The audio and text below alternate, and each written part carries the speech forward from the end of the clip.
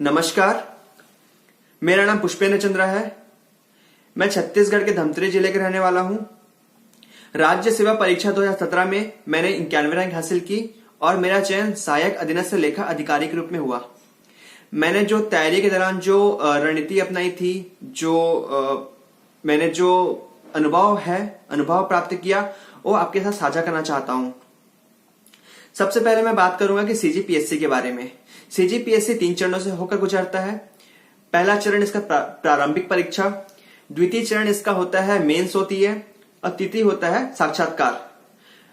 चूंकि मेंस 2018 में अभी कुछ परिवर्तन होने की संभावना है, अतः मेंस के बारे में बात करना यहाँ अभी उचित नहीं होगा। अतः मैं छत्तीसगढ़ पीएससी के जो प्रीलिम्स के बारे में बात करता हूं। छत्तीसगढ़ प्रीलिम्स की जो परीक्षा होती है 2 पालियों में संपन्न होती है। पहली पाली आपकी होगी सामान्य अध्ययन की और दूसरी पाली आपकी सी सेट की होगी। सी सेट को हमको क्वालिफाई करना आवश्यक है, तभी हमारा जो सामान्य अध्ययन का पेपर चेक होगा और सामान्य अध्ययन के ही बेसिस पे ही हमारा मेरिट लिस्ट तैयार होगा मेंस के लिए। सामान्य अध्ययन पेपर और सी सेट का पेपर दोनों के 100 अंक निर्धारित, 100 क्वेश्चन निर्धारित है और एक क्वेश्चन के पीछे हमें 2 अंक मिलते हैं और यदि हम एक क्वेश्चन निगेटिव करते हैं तो 1/3 नंबर नकारात्मक हमें काटा जाएगा, माइनस होंगे। तो सामान्य अध्ययन की जब सिलेबस की बात किया जाए तो इसको हम 2 भागों में बांटा जाता है। पहला है इंडियन जीएस और दूसरा है छत्तीसगढ़ जीएस। इंडियन जीएस के अंतर्गत इंडियन इतिहास, संविधान, अर्थव्यवस्था, विज्ञान, भूगोल इत्यादि शामिल है। वही छत्तीसगढ़ के अंतर्गत संपूर्ण छत्तीसगढ़, जिसमें कि छत्तीसगढ़ का इतिहास, छत्तीसगढ़ का भूगोल, छत्तीसगढ़ की जनजाति कला संस्कृति, छत्तीसगढ़ का इकोनॉमिक्स इत्यादि शामिल है। यदि हम बात किया जाए कि छत्तीसगढ़ के प्रीलिम्स पेपर में सीजीपीएससी का वेटेज कितना है, तो सीजीपीएससी में छत्तीसगढ़ का 50 से 55 क्वेश्चन छत्तीसगढ़ के आते हैं और यही मेंस में 40% वेटेज है।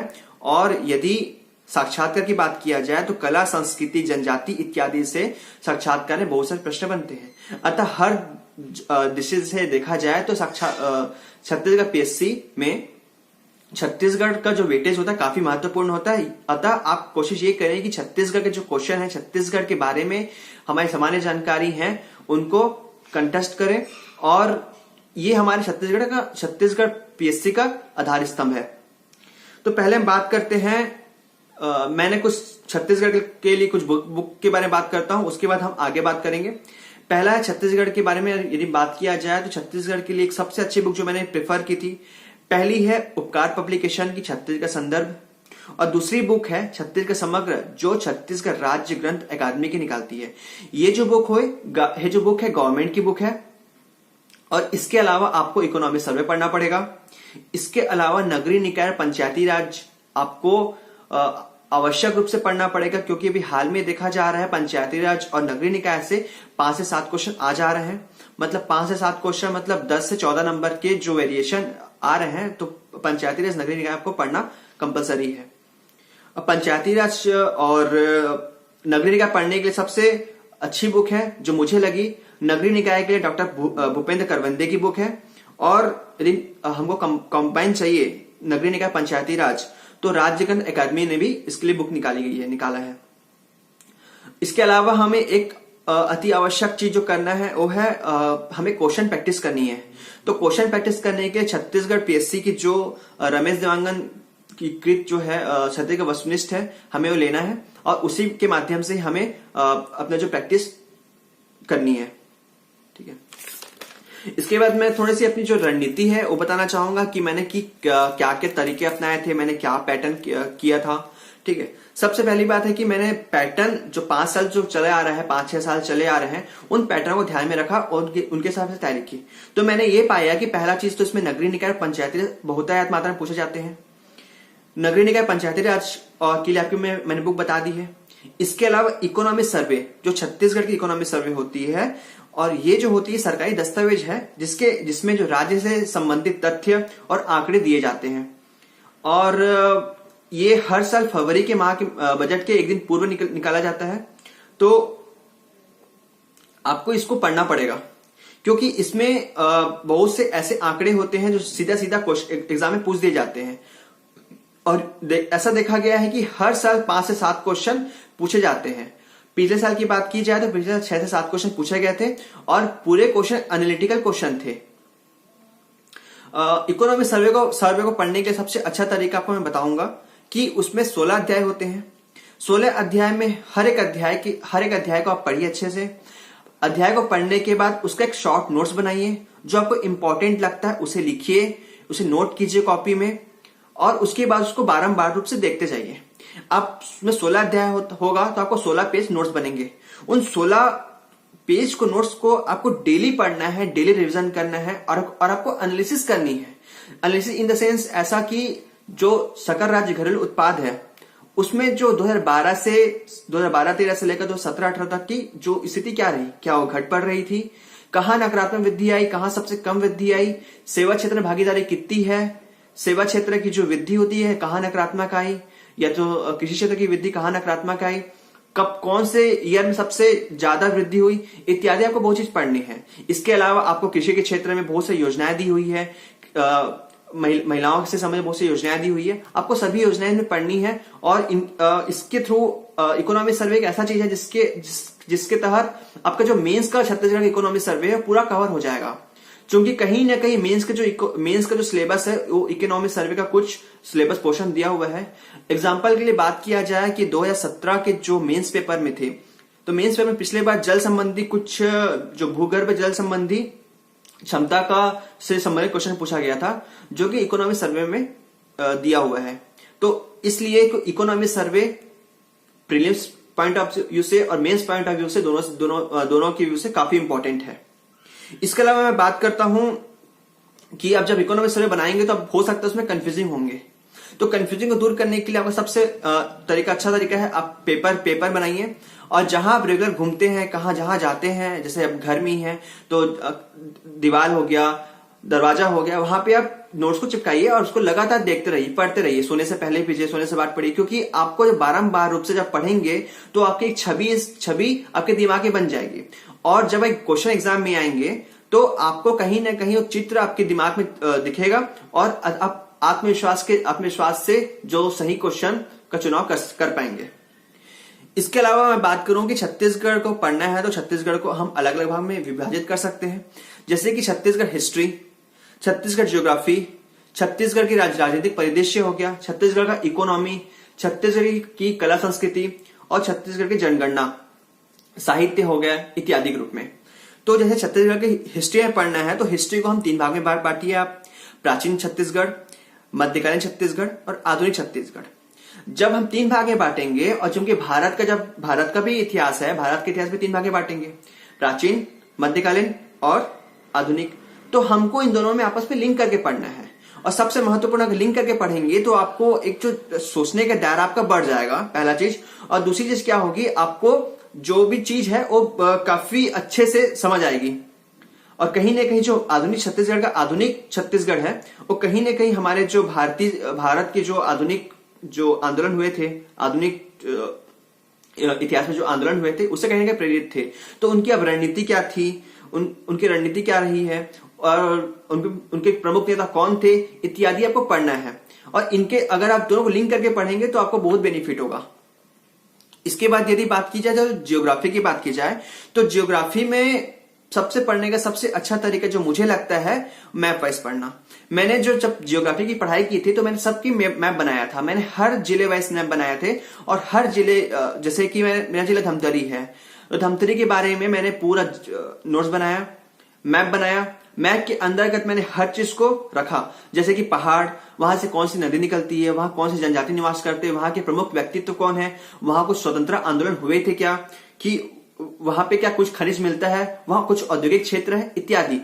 तो जब आप ऐसा करके 27 जिले हैं छत्तीसगढ़ में, जब 27 जिले का आप नोट्स ऐसा बना लेंगे तो आप जब उसको रिवीजन करेंगे तो आपको बहुत फायदा होगा। जैसे कि पिछले बार यति यतन लाल के बारे में पूछा गया था कि कौन से जिले से है, तो आप जब जिले वाइज नोट्स बनाएंगे तो आपको वहां मेंशन रहेगा कि हाँ भाई ये प्रमुख व्यक्तित्व मैंने यहाँ इस जिले में लिखा है, तो आप उसके थ्रू आप अपना आंसर का चुनाव कर सकते हैं। इसके अलावा जब आप खनिज पढ़ते हैं, छत्तीसगढ़ के खनिज पढ़ते हैं, छत्तीसगढ़ के कृषि पढ़ते हैं, छत्तीसगढ़ का पर्यटन पढ़ते हैं और छत्तीसगढ़ के वन अभ्यारण्य पढ़ते हैं, औद्योगिक क्षेत्र पढ़ते हैं, तो मैं कोशिश ये कीजिए कि सभी को एक मैप में आप चित्रित कीजिए, मैप में आप डालिए। और चूंकि जब आप मैप में डालेंगे तो चूंकि आपने खुद मेहनत की हुई है, तो इस चीज का जो आपका जो चित्रण है, जो मैप का चित्रण आपके दिमाग में स्टोर हो जाएगा, और जब एग्जाम देंगे तो एग्जाम में कहीं ना कहीं चीज वो आपको याद आ जाएगी और आप सही आंसर का चुनाव कर सकेंगे। इसके लिए बात करता हूं, तीसरा बात किया जाए तो छत्तीसगढ़ की जनजातीय कला संस्कृति। चूंकि ऐसा देखा गया है कि 3 से 4 क्वेश्चन हर साल छत्तीसगढ़ की कला संस्कृति से आते ही आते हैं। और कला संस्कृति ना केवल प्रीलिम्स में, ये मेंस में और साक्षात्कार में भी काफी इंपॉर्टेंट है, क्योंकि साक्षात्कार में हमें जो छत्तीसगढ़ की जनजाति नृत्य, नाट्य, कला, संस्कृति इत्यादि से बहुत सारे क्वेश्चन पूछे जाते हैं। कभी कभार कोई गीत गाने को बोल दिया जाता है, सुआ गीत गाने को बोल दिया जाता है, ददरिया गाने को बोल दिया जाता है। तो ये आपको स्टार्टिंग से करना है। कोशिश ये कीजिए कि आप शुरू से ही प्रिपरेशन कीजिए, और आपका जो उद्देश्य होना चाहिए वो आपका सिर्फ साक्षात्कार के बाद आपका जो पोस्टिंग तक आपका उद्देश्य होना चाहिए, ना कि सिर्फ हमको प्री निकालना है। यदि आप अपना लक्ष्य एक निर्धारित कर लेंगे तो आप जरूर सफल होंगे। मैं बात कर रहा हूं जनजाति की। जनजाति की जब बात करते हैं तो जनजाति जो छत्तीसगढ़ में कहां कौन से जिले में कौन से जनजाति निवास करती है, उनके कुछ विशिष्ट पर्व होते हैं क्या, वे विशिष्ट कुछ नृत्य करते हैं, उनके कुछ पंचायत का नाम पंचायत होती है, उनके कुछ युवा गृह होते हैं, उनके पेय पदार्थ क्या होते हैं इत्यादि आपको बारीकी से पढ़ना पड़ेगा। तरह साथ ही साथ छत्तीसगढ़ की जो लोक नाट्य है, लोक नृत्य है, लोक संगीत है, लोक वाद्य यंत्र है, आपको अच्छे से पढ़ना पड़ेगा, बारीकी से पढ़ना पड़ेगा। जैसे कि एग्जांपल की बात किया जाए तो गेंडी नृत्य। तो गेंडी नृत्य को जब हम पढ़ते हैं तो गेंडी नृत्य को हम पढ़ने से पहले हम कोशिश करेंगे कि कौन सी जनजाति करती है, कब करती है, क्या इसमें पुरुष भाग लेते हैं, क्या इसमें गाना गाया जाता है, क्या इसमें कुछ वाद्य यंत्र यूज किया जाता है, क्या किसी देवता को समर्पित है, इत्यादि आपको बारीकी से पढ़नी पड़ेगी। जब आप बारीकी से पढ़ेंगे चीज तो आप उसको आपको तह तक जा पाएंगे, और इसके जरिए आप जो ऑप्शनल जो आजकल जो जनजाति से बहुत टफ क्वेश्चन पूछे जा रहे हैं तो आप उसको आसानी से बना सकते हैं। इसके बारे में बात करूंगा जनगणना की। छत्तीसगढ़ की जनगणना के बारे में, क्योंकि जनगणना ऐसा चीज है कि 2 से 3 नंबर के क्वेश्चन हर साल पूछे गए हैं, और हमें 27 जिले के हिसाब से जनगणना पढ़नी है। और इसका हमें एक नोट्स बनाना है, नोट्स बनाकर हमें इसको डेली रिवीजन करना है, क्योंकि हमें आंकड़े तो हमेशा याद नहीं रहते, हमें इसमें काफी मेहनत करनी पड़ती है। वहीं जहां आंकड़े की बात है, जैसे इकोनॉमिक सर्वे हो गया और जनगणना हो गया, हमें इसमें काफी मेहनत करनी पड़ती है, हमें इसको बार बार देखना पड़ता है, हम इसको एक बार में नहीं छोड़ सकते, क्योंकि जब हम रिपीटेशन करेंगे तभी ऑटोमेटिक चीज हमारे दिमाग में फीड होंगी। तो हमें इसको इकोनॉमिक सर्वे और जनगणना हमें डेली पढ़ना है। मान के चलिए आपको हर सप्ताह तो पढ़ना ही पढ़ना है। Revision is more important. और इसके अलावा हम छत्तीसगढ़ की जो इकोनॉमिक्स है, इकोनॉमिक्स तो मैंने बताया आपको, इकोनॉमिक सर्वे से पढ़ सकते हैं, है ना। और इसके अलावा जो छत्तीसगढ़ समग्र बुक में इकोनॉमिक्स के बारे में पूरा डिटेल दिया हुआ है, वहां से पढ़िए, अच्छा है। और सबसे इंपॉर्टेंट बात है कि छत्तीसगढ़ का करंट अफेयर, छत्तीसगढ़ का करंट अफेयर पढ़ने के लिए आपकी एक वेबसाइट है, जनसंपर्क विभाग की वेबसाइट है, वहां से देखिए, वहां से आपको डेली नई नई जानकारी मिलेगी। यदि आप ऐसा नहीं कर सकते तो मार्केट में बहुत सारी बुक उपलब्ध है, अवेलेबल है, आप उन बुक के माध्यम से अपनी तैयारी कर सकते हैं। और चूंकि करंट अफेयर इसलिए इंपॉर्टेंट है, करंट अफेयर के माध्यम से ही आपका जो एसे होती है, एसे होगा, उसमें आप अगर एसे में कोटेशन ग्रुप में डालते हैं, कुछ तथ्य डालते हैं, तो आपको नयापन लाएगा, तो आपको आपके जो क्वेश्चन को दूसरों से अलग बनाएगा। तो अगर आपका क्वेश्चन दूसरे से अलग है तो आपको स्वाभाविक बात है कि आपको मार्क्स ज्यादा मिलेंगे। तो कोशिश यही कीजिए कि करंट अफेयर को अच्छे से कीजिए। उसके बाद मैं बात करता हूं कि इंडिया के बारे में। इंडिया के बारे में मैंने जो बुक प्रेफर किया था, इतिहास के लिए मैंने भारतीय भवन पब्लिकेशन की बुक आती टीच योरसेल्फ, उसकी मैंने आधुनिक भारत और प्राचीन भारत से काफी पढ़ा था। वो मुझे प्री के लिए भी काम आई और मेंस के लिए भी काफी मदद की बुक ने। इसके अलावा मैंने इंडियन पॉलिटी के लिए जो एम लक्ष्मीकांत की बुक पढ़ी थी, और एम लक्ष्मीकांत की बुक पढ़ी थी, तथा साथ ही साथ मैंने बहुत से अनुच्छेद याद किए थे, इंपॉर्टेंट अनुच्छेद याद किए थे। और चूंकि सीजीपीएससी में ये देखा गया कि कभी हमेशा डायरेक्ट अनुच्छेद से क्वेश्चन पूछ दिया जाता है, कि जैसे कि प्रसाद का सिद्धांत कौन से अनुच्छेद में है इत्यादि, मतलब जो डायरेक्ट क्वेश्चन रहते हैं अनुच्छेद से रहते हैं, तो आप अनुच्छेद को अच्छे से कीजिए, इसको बार बार याद कीजिए। और इसके लिए आपको आगे बताऊंगा कि कैसे आपको प्रैक्टिस करना है, याद करना है। मैंने जो भूगोल की पढ़ाई की थी वो पेरियार पब्लिकेशन की बुक है, जिसके राइटर है अरविंद कुमार।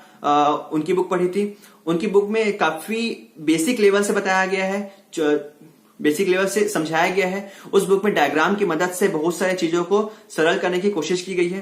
तो वो बुक मेरे लिए काफी इंपॉर्टेंट रही। तो इसके अलावा जो मैं वो कुछ स्ट्रेटेजी बता रहा हूं जो मैंने अपनाया था, और कुछ आपको चीज जो आपके काम आए उसे बताना चाहूंगा। जैसे कि हम क्या करते हैं, अभी के समय देखा गया है कि बहुत सारे लोग जो हैं एक बुक ना पढ़ के बहुत सारे बुक में पढ़ने जाते हैं। क्योंकि बुक की मात्रा तो बहुत ज्यादा है। छत्तीसगढ़ की बात किया जाए, छत्तीसगढ़ डिस्ट्रिक्ट बात किया जाए तो बहुत सारी बुक पब्लिश हो चुकी है। क्योंकि हम सभी बुक को तो पढ़ नहीं सकते, तो मैं ये कहना चाहूंगा कि आप सिर्फ एक ही बुक को पढ़िए और एक ही बुक को बार बार पढ़िए। जब आप एक ही बुक को बार बार पढ़ेंगे तो आपकी जो बुक की छवि आपके दिमाग में बनने लगेगी। तो कहीं ना कहीं बुक जब एग्जाम में आप क्वेश्चन आएंगे तो उस बुक के माध्यम से आपको कहीं ना कहीं पता चल जाएगा कि ये क्वेश्चन का आंसर ये होना चाहिए, ऐसा करके। उसके बाद सभी के मन में भ्रम रहता है कि हमें 10-10 घंटा पढ़ाई करनी है, 18 घंटा पढ़ाई करनी है। तो मेरा मानना यह है कि पढ़ाई के लिए कुछ लिमिट नहीं है। अगर आप 6-7 घंटा ईमानदारी से पढ़ते हैं, एकाग्र होकर पढ़ते हैं, तो इनफ है पढ़ाई। 6-7 घंटा इनफ है। हाँ, ये हो सकता है कि एग्जाम के टाइम पे आपको ज्यादा पढ़ना पड़े, वो ह्यूमन नेचर है, पढ़ना ही पड़ेगा आपको, ठीक है। इसके अलावा मैं ये बोलना चाहूंगा कि आप कम से कम एक दिन में, नॉर्मल डे में, जब आपके नॉर्मल डे चल रहे हैं, जब कोई एग्जाम नहीं, तो आप एक दिन में कम से कम 2 से उठाएं। उसमें से एक तो छत्तीसगढ़ कंपल्सरी रखें। दूसरा चीज आप उसमें, चाहे वो पॉलिटी हो गया, हिस्ट्री हो गया, इंडिया का जो सिलेबस है वो आप समावेश करें उसमें। और दिन में कोशिश ये कीजिए कि दिन में एक लक्ष्य बनाइए कि आपको क्या पढ़ना है और कौन से टॉपिक को पढ़ना है, और ये ऐसा लक्ष्य बनाइए जो आपको आप पूर्ण कर सके। ऐसा नहीं कि हाइपोथेटिकल नहीं होना चाहिए, ये बिल्कुल प्रैक्टिकल होना चाहिए जो आप एक तय समय में कर सकते हैं। इसके अलावा जब भी आप कोई टॉपिक पढ़ रहे होंगे तो उसको तुरंत रिवीजन करें। जैसे कि मैंने बात की, जैसे कि छत्तीसगढ़ का, जैसे कि मैंने इंडिया के बारे में बात की, इंडिया के बारे में, इतिहास में मैंने गुप्त वंश के बारे में पढ़ा। तो मैं क्या करता हूं, सबसे पहले उस गुप्त वंश के काल को पहले पढ़ा अच्छे से। उसके बाद जब पढ़ने के बाद उसको रिवीजन किया। रिवीजन करने के बाद मैंने क्वेश्चन बैंक से गुप्त काल के क्वेश्चन आंसर बनाए।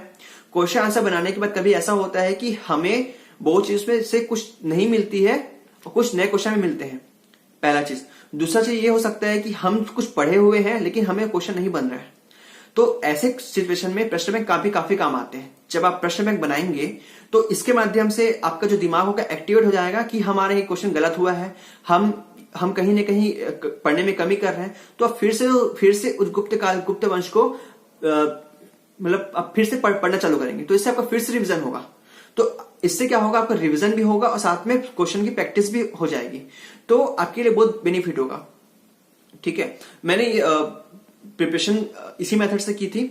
और इसके बाद जब आप सेकंड बार रिवीजन करते हैं, मतलब 1-2 महीना बाद या सप्ताह भर के बाद जब रिवीजन करते हैं, तो मेरा मानना यह है कि आप पहले पढ़ाई मत कीजिए, पहले आप क्वेश्चन बनाइए। जब पहले आप क्वेश्चन बनाएंगे, वही क्वेश्चन जो आपने पहले 1 महीना पहले, सप्ताह भर पहले जो क्वेश्चन बनाए थे, जैसे गुप्त काल के जो क्वेश्चन बनाया था, आप पहले क्वेश्चन बनाइए, पढ़िए मत। जब आप क्वेश्चन बनाएंगे तो आपको ये पता चलेगा कि आपको फिर वही होगा कि कुछ आपको याद रहेंगे, कुछ आपसे क्वेश्चन नहीं बनेंगी। तो एक तो आपका जो स्मृति का परीक्षण इसमें हो जाएगा, पहला चीज कि आपको कितनी चीज याद है और कितनी चीज याद नहीं है। और दूसरी चीज, आपको कुछ चीज भूली लगेंगी, तो आप उसके बाद आप फिर गुप्त वंश काल के पढ़िए। मतलब जितने भी जो मैंने जो तरीका अपनाया था, यही अपनाया था। चाहे छत्तीसगढ़ का इतिहास हो गया, पॉलिटी हो गई या ज्योग्राफी हो गई, सब में मैंने यही तरीका अपनाए थे। और ये है, और इसी वजह से मेरा जो पूर्व में सीजी व्यापम के मंडल संयोजक में 6वां रैंक लाया है और सीजी व्यापम के रेवेन्यू इंस्पेक्टर में मैंने 2य स्थान प्राप्त किया है। और अब बात किया जाए तो अब बात करते हैं सीसेट के बारे में। छत्तीसगढ़ का जो सीसेट है, उसके जो एक गणित आती है, तार्किक विश्लेषण आते हैं, भाषा में हिंदी भाषा और छत्तीसगढ़ी भाषा। हिंदी भाषा की बुक की बात की जाए तो रविंद्र तिवारी की सर की बुक काफी अच्छी है। उसमें समग्र रूप से सभी कुछ दे दिया है जो हमें चाहिए, चाहे वो पीएससी के मेंस के लिए हो चाहे प्री के लिए। इसके अलावा छत्तीसगढ़ की जो है रमेश देवांगन सर द्वारा संकलित है प्रतियोगिता सारांश, आप वो पढ़ सकते हैं, काफी अच्छी बुक है, आप उनसे प्रैक्टिस कीजिए। मैथ्स के लिए सादा पब्लिकेशन की बुक आती है, अब उससे क्वेश्चन बनाइए। क्योंकि आपको सी सेट में सिर्फ क्वालिफाई करना है, तो उसमें ज्यादा टेंशन की आवश्यकता नहीं है। तो आपको सिर्फ क्वालिफाई करना है, आपका जो स्कोर बनेगा मुख्यतः सामान्य अध्ययन के विषय पर ही बनेगा, कि पेपर पे बनेगा। इसके अलावा मैं आप सभी से एक चीज ये कहना चाहूंगा कि जब भी आप प्रीलिम्स के एग्जाम देते हैं या किसी भी एग्जाम दे रहे हैं, तो आप टेस्ट सीरीज जरूर ज्वाइन करें। आप टेस्ट सीरीज जब ज्वाइन करेंगे और उसको एकदम सीरियस एग्जाम की तरह लेवें, और जब आप इससे क्या होगा, आप अपने आप को आंक सकते हैं, आपका एक्यूरेसी नाप सकते हैं। और जब आप टेस्ट सीरीज में होता है ये है कि आप 1000 लोग जब टेस्ट देते हैं, तो 1000 लोग में आपका स्कोर क्या आ रहा है, आपका रैंक क्या आ रहा है, तो आप अपने हिसाब से रैंक को इंप्रूव करने की कोशिश करेंगे। तो इससे कहीं ना कहीं आपका फायदा प्रीलिम्स के एग्जाम में दिखेगा, या तो कोई अन्य एग्जाम में भी आपका फायदा दिखेगा। तो मेरे हिसाब से मैंने भी टेस्ट सीरीज ज्वाइन किया था, अपनाया था। तो मैं सभी से कहना चाहूंगा कि टेस्ट सीरीज बहुत इंपॉर्टेंट होता है, इससे आपकी प्रैक्टिस होगी, और टेस्ट सीरीज को एकदम गंभीरता पूर्वक लेवें, और उसे ऐसा मान के चलिए कि यही मेरा एग्जाम है, ठीक है। और इसके अलावा जो आने वाले 17 फरवरी आप सभी का एग्जाम है, और मुझे पता है कि आप काफी डरे हुए होंगे, नर्वस होंगे। तो मैं आपसे ये कहना चाहता हूं कि सिर्फ और सिर्फ आप रिविजन कीजिए, कुछ नया चीज नहीं पढ़िए। अगर आप रिवीजन पे फोकस करेंगे तो ऑटोमेटिक आपकी चीजें सारी अच्छी होंगी, आपको सभी याद आने लगेंगे। कुछ नया चीजें मत पढ़िए। इकोनॉमी सर्वे का जो आपने पढ़ा हुआ है तो बनाइए, और जब एग्जाम हॉल में जाते हैं तो स्वयं पर आत्मविश्वास रखिए पूर्णतः। और मैं ये बोलूंगा कि यदि आपको जितने क्वेश्चन आते हैं उतने ही क्वेश्चन बनाइए, कुछ तुक्का मारने का प्रयत्न बिल्कुल ना करें। यदि हाँ एकाध दो क्वेश्चन में यदि आपको लगता है कि आप 80-20 का रेशियो है, कि 80% प्रोबेबिलिटी है कि आप सही है, तब आप ऐसा कर सकते हैं। लेकिन मैं सलाह नहीं दूंगा कि आप तुक्का मारें। यदि 45 क्वेश्चन भी आते हैं तो सही हो रहे हैं, तो बिल्कुल 45 क्वेश्चन को बनाइए, क्योंकि अभी 270 सीट है लगभग, तो 270 का 15 गुना आपको बुलाया जाएगा मेंस में, ठीक है। तो कोशिश ये कीजिए कि तुक्का मत मारिए, और बस रिवीजन पे फोकस कीजिए। अभी के समय पे कुछ नया चीज मत पढ़िए, करंट अफेयर पे विशेष ध्यान देवें, इकोनॉमी सर्वे, पंचायती राज नगरीय निकाय पे विशेष ध्यान देवें। और इसी के साथ सभी को ऑल द बेस्ट, और कभी और चर्चा होगी तो बात करते हैं। अभी के लिए बस इतना ही। आप सभी का धन्यवाद, नमस्कार।